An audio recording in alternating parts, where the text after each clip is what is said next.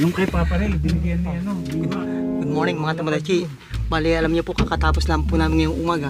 Yan, bali mag-aarbayto naman po tayo mga Tomodachi. Alam niyo po ba, ang ibig sabihin po ng aarbayto, pag sa Japan, bali yun po ay mga sideline mga Tomodachi.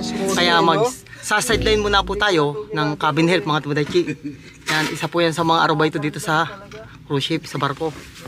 Kaya medyo busy naman po ang mga Tomodachi dito. Yan po yung mga kasama ko. Kakagulo naman po kami sa kabila namin mga Tomodachi. Yan o, kaya po. Kasi nga po, dahil, nakabrief pa pala. Dahil limitado lang po yung oras namin. Kaya medyo paspasan po kami mga Tomodachi. Ano? Ha? Bukas? Ano? Oh, bukas kayo bibigay. Okay, nagkakaabutan pa po ng mga pera dito mga Tomodachi. Yan na. Ayan o. Pwede Ibang klaseng pera po ito. Ngayon wala ako. Namumula pa po. Parang yata Singaporean money. Parang ang kulo.